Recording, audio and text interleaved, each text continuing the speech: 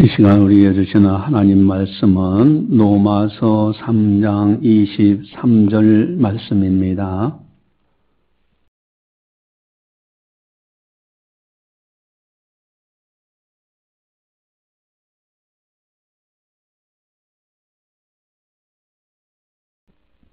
이 말씀을 봉독할 때 살아계신 하나님의 말씀으로 들으시기를 바랍니다. 모든 사람이 죄를 범하였음에 하나님의 영광에 이르지 못하더니. 아멘.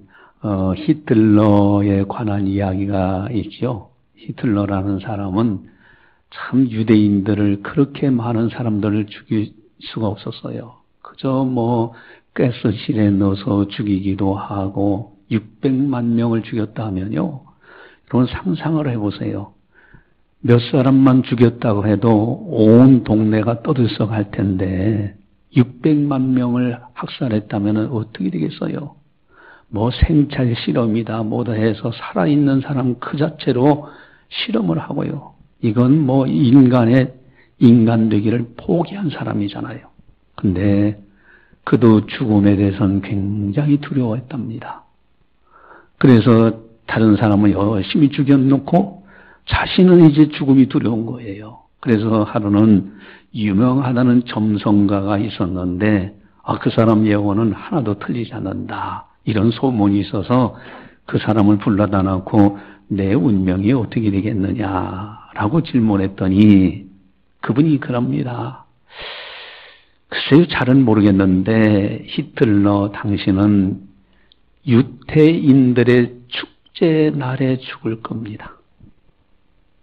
그러니까 이 히틀러가 그래?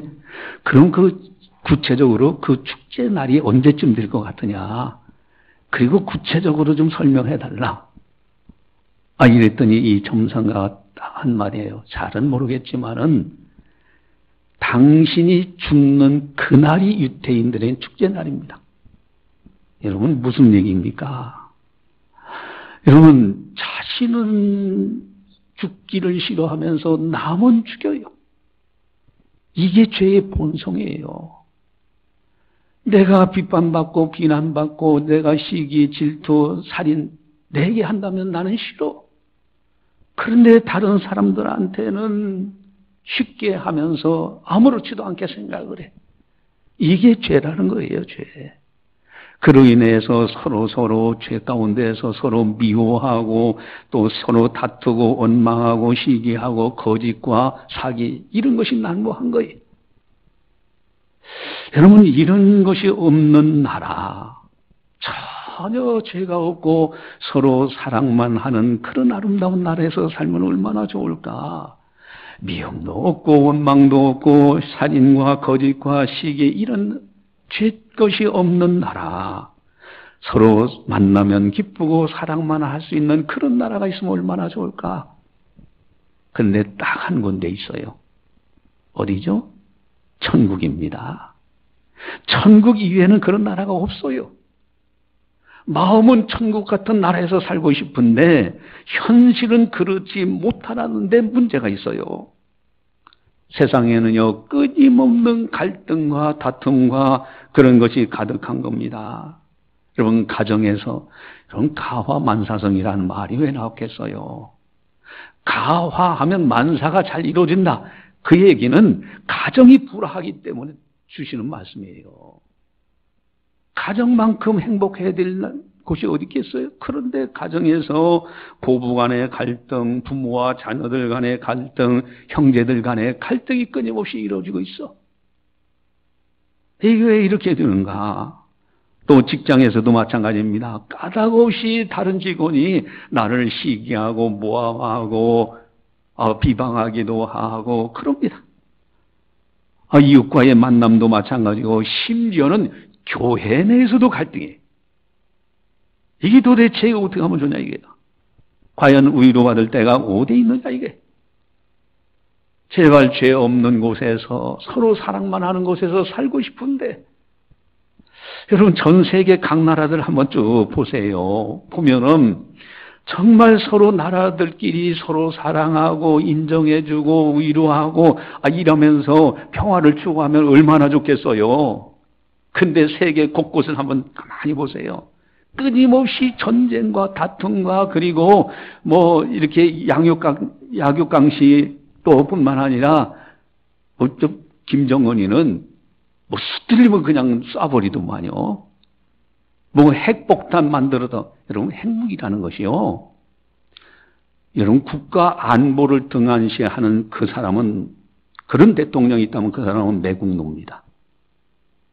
여러분 핵무기라는 것이 핵 가지고 위협하는 그 자체가 이미 핵 전쟁을 하고 있다는 거예요. 그걸 가지고 담대하게 할 때만 해봐라 하면서 자기들 욕구라도 끌고 가는 거예요. 여러분 제발 저런 거 없이 평화의 땅에서 평화의 나라에서 살면 얼마나 좋겠어요. 러시아 푸틴이라는 이 사람은 악인이요.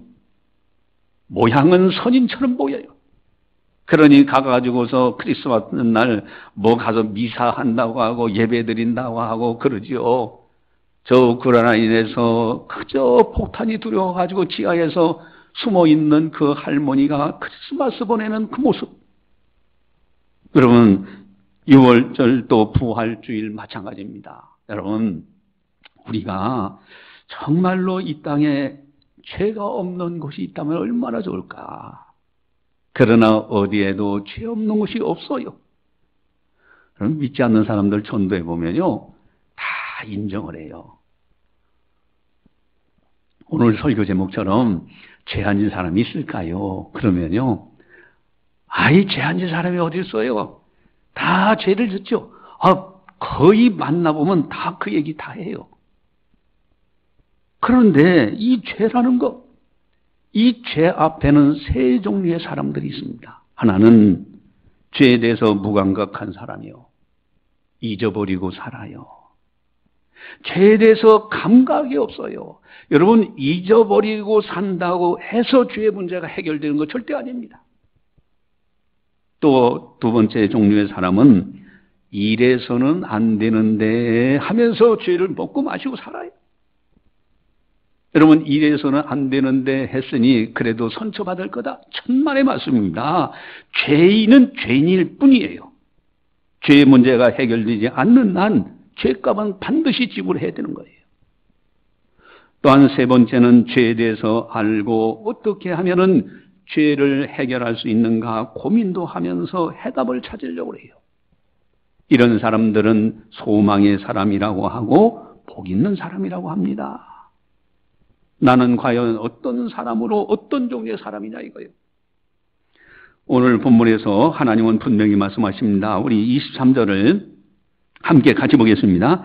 모든 사람이 죄를 범하였음에 하나님의 영광에 이르지 못하나니. 아멘. 여러분 모든 사람이 죄를 범하였음에 성경은 밝히 말씀하고 있어요. 모든 사람들이 죄를 지었고 지금도 짓고 있고요. 미래도 짓을 거예요. 이 죄 문제에 과연 어떻게 하면 좋겠는가? 그런데 많은 사람들이 나는 그렇게 심각한 죄는 짓지 않았습니다 하면서 자기 합리화시키는 데 문제가 있어요. 죄 안 짓는 사람 없습니다. 저 그거 인정합니다. 목사님. 그렇죠. 다 죄인입니다. 그런데 나는 그렇게 뭐 큰 죄는 안 졌기 때문에 아마 죽은 다음에 좋은 곳에 갈 겁니다. 그런 사람들이 있어요. 여러분 끊임없이 자기 합리화시키는데 여기에 문제가 있는 거예요. 큰 죄와 작은 죄를 나누어서 나는 그렇게 큰 죄를 짓지 않았으니 그래도 죽은 다음에 괜찮은데 갈 겁니다. 이런 사람들은 소망이 없어요. 회개치도 않습니다. 절대 그런 사람들은 하나님을 알려고도 하지 않고요. 예수님을 알려고도 하지 않고 주님의 십자가를 붙들지도 않습니다. 그래서 주여 주여 하는 자마다 천국에 못 들어간다는 말씀을 하시는 이유가 거기 있는 거예요. 어떤 젊은 청년이 있었어요. 이 청년이 전혀 죄에 대해서 무감각한 거예요. 내가 그렇게 큰 죄 안 졌습니다. 나는 그래도 의롭게 살려고 하고 선하게 살려고 노력했던 사람입니다. 그러면서 자기에 대해서 아주 무감각한 거예요. 그래서 이제 하루는 이제 와서 상담을 합니다. 상담하면서 하는데, 당신 가장 큰 죄가 뭔지 아십니까? 라고 그 청년에게 이야기하니까, 이 청년이 그래, 큰 죄, 그 살인죄, 이런 거 사기치고 저는 그런 짓은 안 했습니다. 그래도 도덕적으로 바르게 살려고 했습니다. 그때 이제 목사님이, 그래요. 그러면은 성경에서 가장 큰 죄라고 여기는 것이 뭘까요? 이 청년이 교회는 다니면서 무감각한 사람, 죄에 대해서. 성경에서 가장 큰 계명이라고 하는 것이 뭡니까? 그랬더니 이 청년이 이제 말을 못하는 거죠. 왜? 교회는 다니기는 다니는데 귀는 딴 데다 걸어놓고 몸만 와서 앉아있다 가니 세상에 가장 큰 죄가 뭔지도 모르죠. 그래서 목사님이 성경 마태복음 22장 37절 38절을 찾아서 읽어줬어요. 가장 큰 계명이 무엇이냐는 질문 앞에 하나님을 마음을 다하고 뜻을 다하고 힘을 다해서 저희 너희 하나님을 사랑하라. 이것이 첫째 되는 것이요. 둘째는 이와 같으니 네 이웃을 내 몸같이 사랑하라. 이보다 더 큰 계명이 없다. 이것이 선지자의 율법이요 강령이다. 이러면서 딱 설명하면서 바로 하나님을 사랑하지 않는 죄가 가장 큰 죄입니다. 부터 설명을 하니까 그제서 이제 영적인 눈이 열려져 가지고 이 청년이 내가 큰 죄를 지면서도 죄인 줄 몰랐구나 깨달았다는 하는 그런 이야기가 있습니다. 여러분, 이상의 죄 안 지은 사람 아무도 없어요. 죄가 있는 한 절대로 천국에 못 돌아가요. 그 죄가 그 사람이 큰 죄입니다, 작은 죄입니다 라고 스스로 나눈다 할지라도 어떤 죄라도 해결되지 않는 한 절대 천국에 못 들어가는 거예요. 그렇다면은 죄인이라는 것을 어떻게 하면 느끼며 살아갈 수 있느냐 이거예요. 오늘 본문에 있는 말씀을 잘 신학자들이 해석한 그 해석을 잘 들어보면은 내가 죄인이구나 라는 것을 인정할 수밖에 없어요. 여러분, 첫 번째 하나는요, 우리 23절을 다시 한번 같이 보도록 하겠습니다. 23절 같이 봅니다. 모든 사람이 죄를 범하였음에 하나님의 영광에 이르지 못하더니. 아멘. 여기 모든 사람이 죄를 범하였음에 라는, 모든 사람이 죄를 범했다는 이것을 벵겔과 빈센트라는 분이 이렇게 해석합니다. 그 죄를 짓다라는 단어가 히브리어에 있는 동사인데 그 단어의 특성을 보면은 아담으로부터 이어져 오는 죄성이라고 보는 거예요. 그 죄성 안에 다 있더라 이거예요. 그래서 모든 사람이 그 죄성을 가지고 있어요. 사실 이 해석도요 의미가 있어요. 왜냐하면은 여러분, 아기 태어나면요 뭐 가르쳐주는 거 없잖아요. 근데요 아기가 엄마 젖을 딱 빨 때 다른 아이가 딱 와가지고 이쪽 젖을 빨려고 하면요 때려요. 못 먹게. 이게 욕심이라는 거예요. 누가 가르쳐주지도 않았는데 태어날 때부터 갖고 있는 거예요. 죄성이 죄성. 이상의 죄성에 다 가둬져 있어요. 또 한 가지, 모레이라는 분은 이렇게 해석합니다. 아담으로부터 이어져 오는 죄성보다도 모든 사람이 죄의 범주 안에 있다라고 이렇게 해석을 해요. 그러니까 죄라는 범주 속에 다 갇혀져 있더라 이거 사람이. 여러분, 어떤 해석이든지 중요합니다. 모든 사람의 죄를 지었음에라고 할 때는 죄성이 가진 데 있고요. 죄의 범주 속에 다 갇혀 있어요. 그가 큰 죄냐 작은 죄냐 나눌 필요도 없어요. 그것이 중요한 것이 아니라 이미 죄성이 있어요.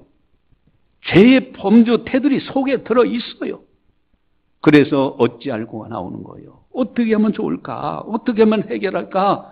오라 이 사망의 몸에서 누가 나를 건져내랴. 누가 이 사망의 몸에서 죄값은 사망이라고 했는데 이 사망의 몸에서 누가 나를 건져내랴. 여러분, 어떻게 하면 좋을까? 그렇다면 이 죄의 결과는 도대체 무엇일까? 오늘 23절에 나오죠? 우리 23절을 다시 한번 같이 보겠습니다. 모든 사람이 죄를 범하였음에 하나님의 영광에 이르지 못하더니. 아멘. 죄의 결과는 하나님의 영광에 이르지 못한다. 이 하나님의 영광에 대한 이르지 못한다는 것에 대한 해석도 몇 가지 해석이 있습니다. 칼빈은 하나님 앞에서 하나님께 영광, 돌리는 영광을 하나님 영광, 거기에 이르지 못한다. 여러분, 죄 지은 사람들은요, 하나님께 영광 못 돌려요. 죄를 가지고 있으면서, 하나님 영광에서 삽니다. 입술로는 그럴지 몰라도요, 하나님이 영광 받지도 않으시고, 그거 영광 못 돌립니다. 그래서 하나님 영광이 이르지 못한다. 칼빈은 그렇게 해석해요. 또, 잔이나 그루티우스라는 분은 하나님께서 인간에게 베푸시는 칭찬으로 해석합니다. 여러분, 죄를 짓는 사람은 하나님이 칭찬하지 않아요. 죄를 칭찬하시면 하나님도 불의의 하나님이시죠. 세 번째 또 이런 유성형의 해석이 있습니다. 모리슨이라는 분은 마지막 날에 성도들이 누릴 영광으로 해석을 해요. 죄 문제 해결하지 않는 한 절대로 영광의 나라 천국에 못 들어가는 거예요. 또한 모레이라는 분은 이것을 고데트와 메이어 모레이 이분들은 하나님의 형상으로 해석을 해요. 여러분, 하나님의 영광에 이르지 못한다는 이 말씀은 하나님께 영광 돌리지도 못하는 거고요. 하나님께로부터 칭찬받지도 못하는 것이고요. 마지막 영원토록 누릴 영광의 나라 천국에도 못 들어가는 것이요. 하나님의 형상을 잃어버리는 걸 의미해요. 죄라는 것이 이렇게 무서운 거예요. 여러분, 영적인 세계를 조금만 들여다보고 깨닫게 되면요, 죄만큼 무서운 것이 없어요. 죽음이라는 것은 이 세상과 저 세상을 갈라놓는 것에 불과해요. 그러나 죄는 천국과 지옥을 갈라놓는 아주 무서운 것이 죄입니다. 죄만큼은 반드시 해결돼야 되는 거예요. 죄를 합리화시켜 가지고 해결되는 것은 결코 아닙니다. 여러분, 죄를 안 짓는 거 참 중요해요. 그런데 이상에 안 짓고 사는 사람이 어디 있습니까? 다 생각으로, 마음으로, 입술로, 행동으로 죄를 짓고 있더라 이거예요. 더 중요한 것은 죄를 해결하는 것이 더 중요합니다. 지은 죄를 해결하는 것이 더 중요한 거예요. 여러분, 다윗 하면은 역시 참 훌륭하신 분이에요. 여러분, 우리가 모델로 잡을 때 예수님을 제일 모델로 삼아야 되고요. 그리고 믿음의 선진들의 그 아름다운 모습을 쭉 살펴보면서 나도 이렇게 살아야 되겠다. 다윗은요, 하나님이 두루 사람들을 만나보시는 가운데 다윗을 만나니 내 마음에 합한 사람이라 그랬어요. 내 마음에 꼭 드는 사람이다. 세상 사람들은 이렇게 자기들끼리 해가지고 휩쓸려 갑니다. 누가 뭐 저렇게 하면 쭉 휩쓸려 가고. 늘 말씀드리지만은 여러분들은 정치하는 것을 사람들 볼 때 절대 어느 당을 지지하는 맹목적 따르는 사람이 돼서는 안 돼.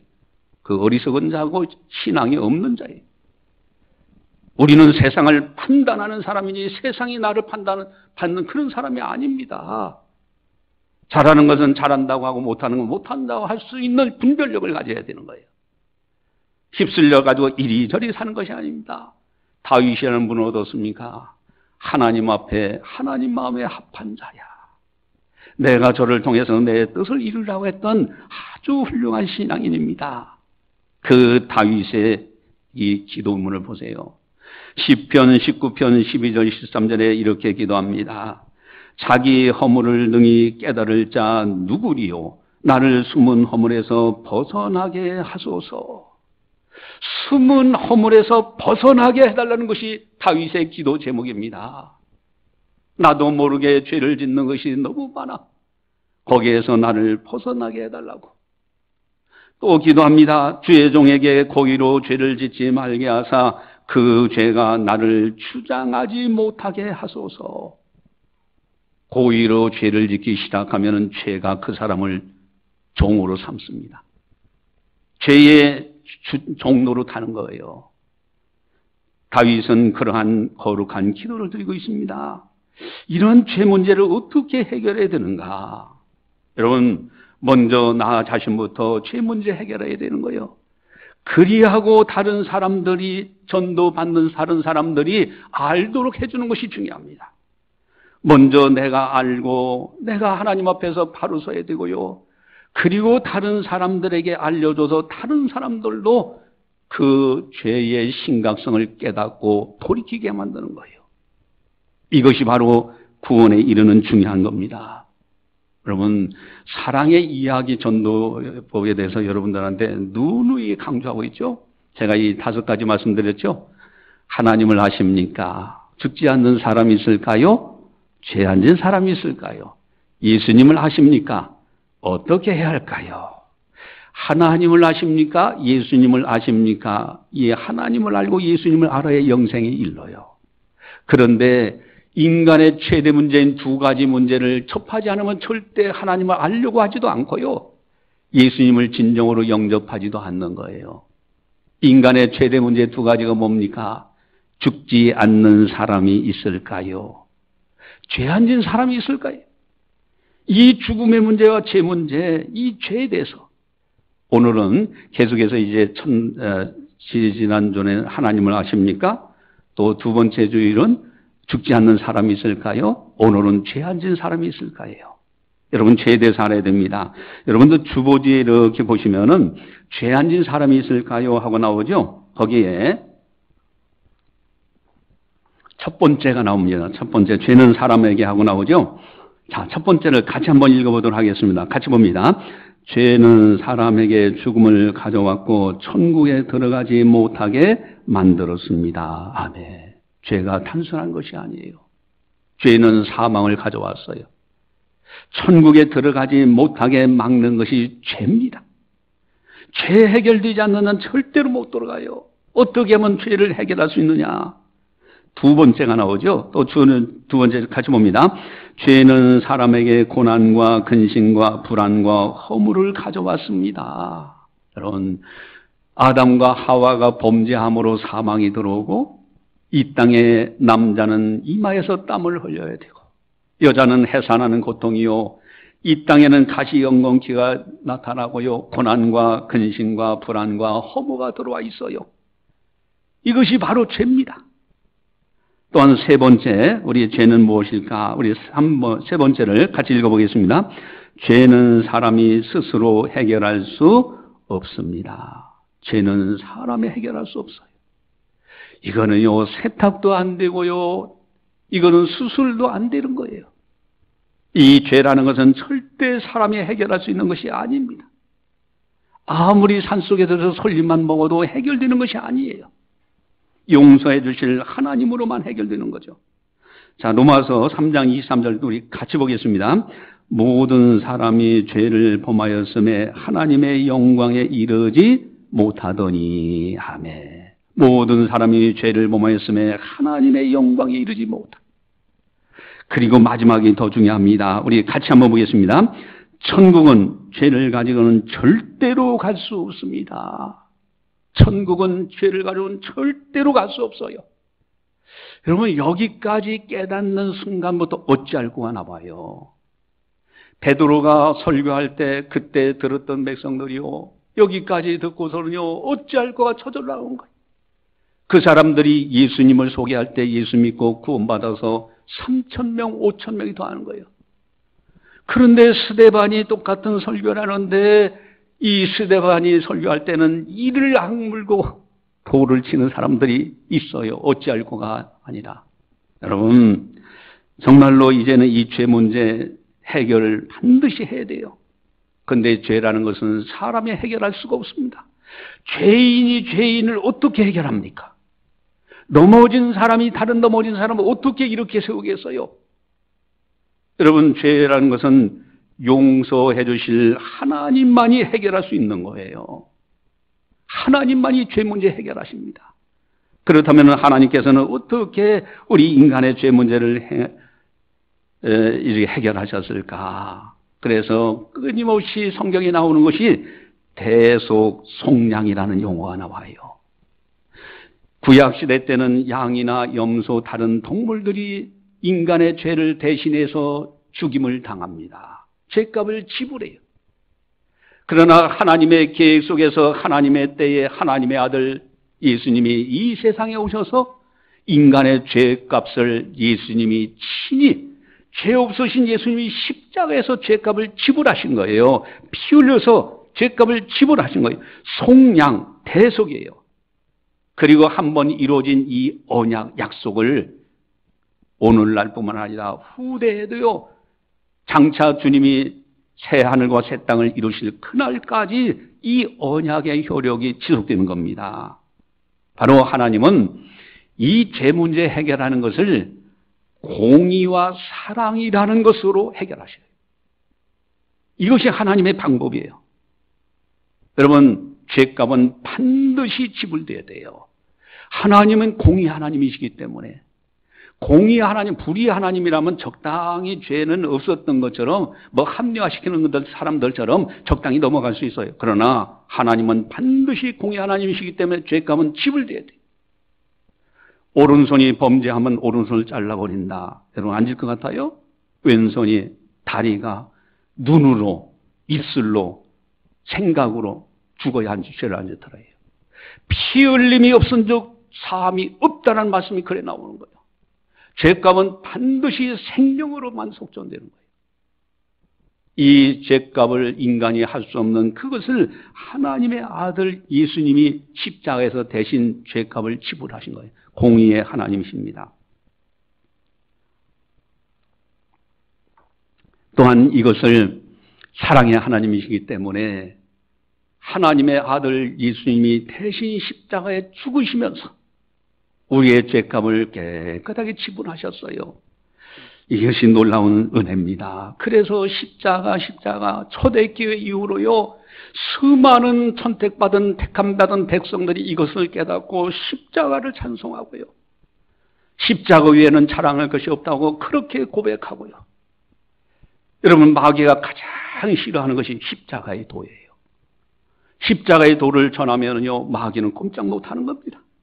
이 십자가는 하나님의 공의가 이루어졌고 하나님의 사랑이 이루어진 거예요. 십자가만이, 오직 십자가만이 우리의 죄 문제를 해결하시는 거예요. 그래서 우리들은 오직 예수요, 오직 십자가, 오직 부활, 이 진리를 붙들고 승리하며 살아가는 겁니다. 이것이 복음이에요. 여러분, 죄 문제는 어느 누구도 해결 못합니다. 오직 하나님의 방법인 공의와 사랑, 십자가로만 해결되는 거예요. 그래서 오늘 본문에도 가만히 살펴보면요, 모든 사람이 죄를 범하였음에 하나님의 영광에 이르지 못하더니 했잖아요. 근데 이 말씀이 있는 바로 앞절과 그 다음에 이루어지는 다음 바로 뒷절에 있는 말씀을 눈여겨봐야 돼요. 거기에 해답이 있어요. 자, 우리 22절을 같이 함께 보겠습니다. 곧 예수 그리스도를 믿음으로 말미암아 모든 믿는 자에게 미치는 하나님의 의인이 차별이 없느니라. 아멘. 하나님의 의라는 단어 나와요. 차별이 없어요. 그 다음에 24절을 또 같이 보겠습니다. 그리스도 예수 안에 있는 속량으로 말미암아 하나님의 은혜로 값없이 의롭다 하심을 얻은 자 되었느니라. 아멘. 의롭다 하심을 얻은 자, 의가 나와요. 여러분, 죄 문제는요, 의가 해결하는 거예요. 의라는 것이 뭡니까? 죄값이 지불된 상태를 의라고 하는 거예요. 죄값이 지불되어 있는 상태. 요즘 보니까 정치권, 그래서 아마 이제 많은 사람들이 텔레비전 뉴스 보다가도 정치권 얘기 나오면은 다른 데 이렇게 돌리기도 하고 그런 사람들도 많이 있는 것 같아요. 나도 뭐 가끔가다 그럴 때가 있어요. 아주 답답해요. 그 자기들이 죄를 짓고요, 그 죄를 숨기려고 별 방법을 다 쓰는 거예요. 국민들의 눈에 선이 보여요. 특별히 방산비리, 국방에 관련된 방산비리는요, 이게 자칫하면요, 이게 잘 드러나진 않아요. 방산비리. 그리고 그거는 막 수십억, 수백억을 이렇게 할 수 있는 방산비리. 러시아가 방산비리 때문에 대포 같은 거 뭐 하나 만들었는데 이게 제대로 작동을 안 하는 거예요. 전쟁터에서. 그래가지고 아주 곤욕을 치르잖아요. 이게 국민들의 생명을 담보로 해서 하는 비리들인데, 그런 것이 드러나면 그 정말 매국노입니다. 그건 나라를 팔아먹는 거와 똑같은 거예요. 어쨌든 이런 것을 보면서 그렇게 막 그냥 자기들이 죄를 지은 것을 어떻게 해서든지 그걸 무마해 보려고 꼼수를 쓰는 걸 보면은 참 국민들 입장에서는 답답한 거예요. 그런데 만약에 그것이 드러나고 나면은 나중에 감옥에 들어가서 형량을 만큼 살아야 돼요. 살고 나면 더 이상 감옥 갈 일이 없어요. 왜? 갚아졌기 때문에. 의라는 것은요, 반드시 죄라는 것은 반드시 죄값을 요구하는데, 의라는 것은 그 죄값이 지불된 상태예요. 형량을 이미 받았어요. 더 이상 죄값을 요구하지 않습니다. 그것이 의예요. 우리가 할 수 없는 것을 하나님의 아들 예수님이 대신 갚아준 거예요. 여러분, 그래서 우리들은 참 자유인이 된 겁니다. 그래서 예수님의 십자가, 그 십자가에서 인간의 최대 문제인 죄값을 지불받아서 죄 용서를 받은 거예요. 제 십자가 외에는 용서받을 길이 없어요. 오직 예수예요. 또 죽음의 문제도 오직 예수님의 부활로만 해결됩니다. 그래서 부활의 나라 천국에 들어가게 되는 거예요. 여러분, 이 은혜, 이 놀라운 은혜, 그래서 우리가 영적인 세계를 바르게 깨닫고 진리 안에 서 있는 사람은 참 자유함을 누리고요, 행복이 있고 기쁨이 넘쳐나요. 그런 사람들은 범사에 감사가 넘쳐납니다. 이제 한 가지 예화만 들어주고 이제 마치도록 하겠습니다. 리차드 회플러라는 분이 아침이 밝을 것인가 라는 책을 썼어요. 그 책이 이제 할아버지, 할머니가 시골에 농장을 하는데 어린 꼬마 아이들이 손주들이죠. 그래서 그 남매가 이제 할아버지, 할머니 농장에 가서 이제 잠시 머물게 됐어요. 거기서 살게 되는데 이 꼬마의 잔이라는 이제 아이가 새총을 이제 어디 얻게 됐어요. 그러니까 새총이 얼마나 호기심 많습니까? 그래서 새총 가지고 자꾸 쏘나 보니까 이게 실력이 제법 늘어나요. 그러니까 이 호기심이 생겼어. 마침 그 창고 안에 오리 한 마리가 딱 있는데 그 오리가 할머니가 애지중지 키우는 오리예요. 그래서 저 오리 한번 맞춰봐야 되겠다 하고서 이 꼬마 아이가 새총 가지고도 탁 해가지고 쐈는데 정통으로 맞아가지고 이 오리가 죽고 말았네. 큰일 난 거예요. 호기심으로 했지만. 그래서 이 아이가 그 오리를 갖다 장작 속에다 집어넣고 몰래 숨겨서 딱 했는데 딱 돌아보는데 자기 누나 이제 그 어린 소녀죠. 근데 자기 누나가 옆에 보고 있었던 거예요. 앉아 서 있었던 거예요. 그래가지고서 이제는 이게 이제 들켰구나. 근데 이 셀리라는 그 자기 누나인데, 근데 셀리라는 아이가 자기 동생이 그런 한 것을 보고 아무 소리 않고 그냥 가요. 집으로 가서. 이제 할머니, 할아버지하고 뭐 이렇게 하면서 할머니가 셀리야, 이제 밥 먹고 났으니 네가 좀 그릇 좀 닦아라. 그랬더니 할머니 걱정하지 마세요. 이 내 동생 잔이가 설거지 하고 싶다네요. 그러면서 그 이제 셀리가 자기 남동생 잔이의 귀에다 대고 오리 알지? 그러니까 이 잔이가 그냥 가가지고서 그릇을 막 깨끗하게 닦고 그래요. 그리고서 이제 또 이제 낚시하러 이제 가려고 하는데 할머니가 야 셀리야 너가 좀 이제 요리하는데 좀 거들어달라. 그러니까 이 셀리가 또 그러는 거야. 걱정하지 마세요 할머니. 잔이가 하고 싶대요. 그러면서 할아버지하고는 낚시하러 가요. 그러니까 이 잔이는, 남동생 잔이는 그저 들킬까봐, 그냥 얘기할까봐 또 가서 할머니 요리하는데 열심히 도와줘요. 이렇게 이제 하루 이틀 3일 지나가니까 이 어린 소년 잔이가 마음이 괴로운 거예요. 도저히 안 되겠다. 내가 솔직하게 할머니한테 이야기해야 되겠다. 그러고서 할머니 내가 사실은 이렇게 해서 오리를 죽였고 이렇게 했습니다. 그랬더니 할머니가 다 알고 있다. 나는 이미 너를 용서하고 있었단다. 그러면서 네가 오리를 쏴서 그렇게 할 때 내가 마침 그때 창문 옆에 있었다. 그러니까 그 안에 있는 거죠. 창문 밖에서 이렇게 보니까 자니가 우리를 죽이는 거 다 본 거예요. 알면서도 할머니는 사랑하니까, 손자를 사랑하니까 이제 그러면서 이렇게 사랑으로 기다리고 있으면서 용서해 놓은 거죠. 그때 이 자니의 마음은 완전히 자유인이 된 거예요. 뭐 날개를 날고 헐헐 나르는 것처럼 자유인이 되는 겁니다. 여러분, 죄에 대해서 죄의 종로로 타고 있는 한은 절대 자유가 없어요. 그러나 회개하고 예수님의 십자가 붙들고 주님부터 용서받은 사람들은 죄의 자유함이 있어요. 사탄 마귀가 끊임없이 참소하더라도 절대 참소치 못하고요. 이제는 사탄의 유혹을 받지도 않습니다.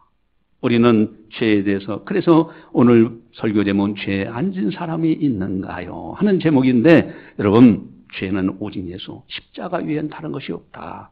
그래서 우리가 영적인 자유함 속에서 진정으로 참 행복자로 살아가자 하는 겁니다. 기도하시겠습니다. 사랑의 하나님 아버지, 감사합니다. 오늘도 변함없이 거룩한 주일, 거룩한 전에 오르게 하시고 성령께서 교회에게 하시는 말씀을 듣게 하심을 감사를 드리옵나이다. 죄에 앉은 사람이 있을까요? 사람들은 끊임없이 죄를 먹고 마시면서 자기 합리화시킵니다. 그러나 우리의 하나님께서 우리들에게 죄를 깨닫게 하셨고 이제는 죄성 아래 있고 죄의 범주 안에 있는 우리들을 건져내시고자 하나님의 아들 예수님이 십자가에서 죄값을 지불하셔서 그리하여 하나님의 공의와 사랑을 이루시고 우리를 의롭다 하시는 죄값이 지불된 상태로 거룩한 백성 하나님의 자녀가 되게 하신 거 너무너무 감사를 드립니다. 우리는 이제는 죄 용서 받은 자로 오직 예수로 살고 오직 믿음으로 살고 오직 하나님 오직 말씀으로 살아갈 수 있는 우리들 되게 하여 주시옵소서.